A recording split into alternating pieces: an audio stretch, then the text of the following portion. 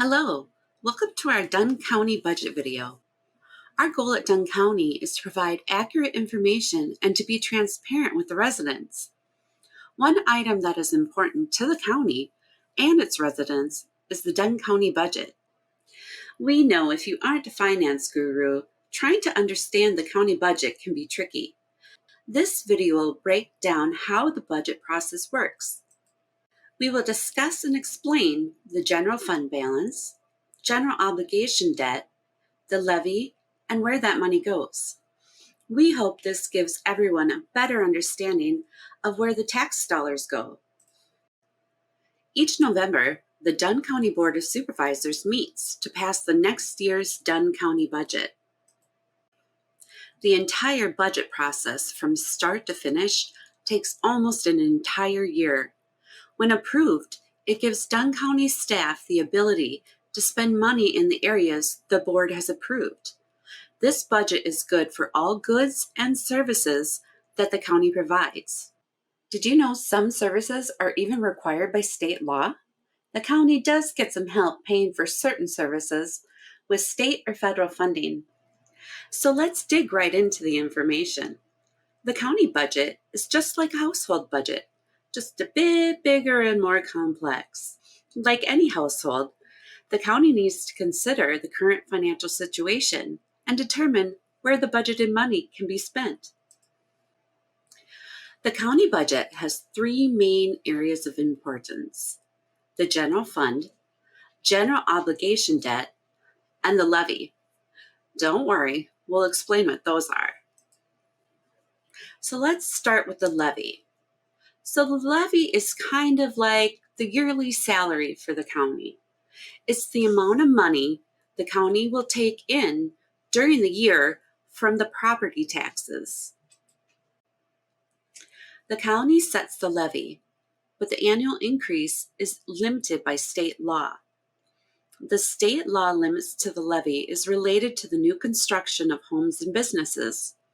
Since we are a rural county, the result in the increase tends to stay below the rate of inflation. The levy from property taxes is a reliable source of revenue, unlike sales tax and income taxes that fluctuate based on the economy. The next item factored into the county budget is the general fund. The general fund is like a household savings account. It is commonly recommended by finance experts to have 3 months of salary in a household savings account. This is true for the county as well. It is recommended that our general fund, or our savings account, has 30 to 40% of the levy saved in it.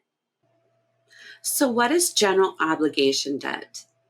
General obligation debt is the money the county owes for loans it has received. In a household, this could be a mortgage, car loan, personal loan, or any other money that is borrowed. Just like some households, there's times when the county's annual income can't pay for large purchases all at once. That is where general obligation comes into play. We need to borrow money to continue to pay and keep services running and maintain buildings and equipment. The state does limit the debt for all county governments. The limit is 5% of the total value for all properties in the county. Currently, Dunn County's debt is at 17.2% of the limit set by the state. The county board has put a plan in place to manage the debt over time. So where do we start? How do we determine what we can spend? We start with knowing how much revenue we have. Revenue comes from levy, or property taxes paid, fees from goods and services the county provides, as well as state and federal funds. Most of the county revenue is from state and federal funding and billable services and fees. Property taxes is 27%, and 6% is from sales tax and vehicle registration fees.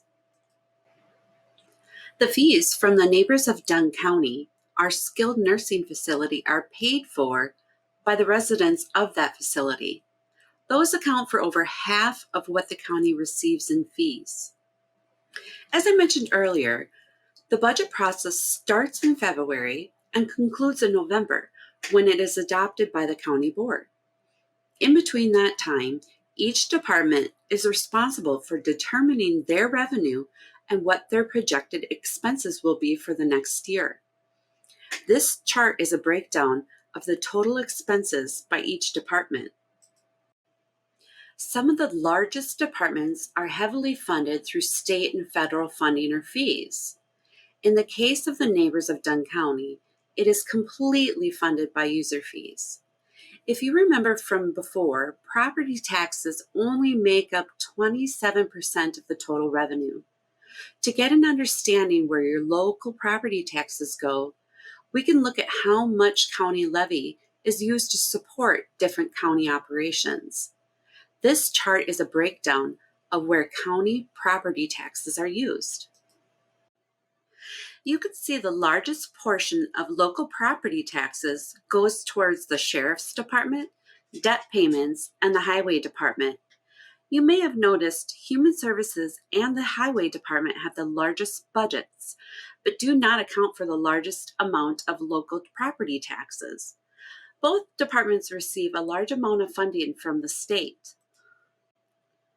For the highway department, much of that funding comes from plowing and maintaining state highways, as well as performing work for local municipalities.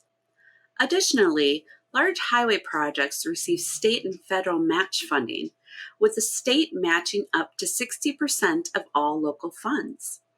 Human Services also receives many grants from the state and federal governments, where every dollar is matched, or in some cases tripled, by the state government.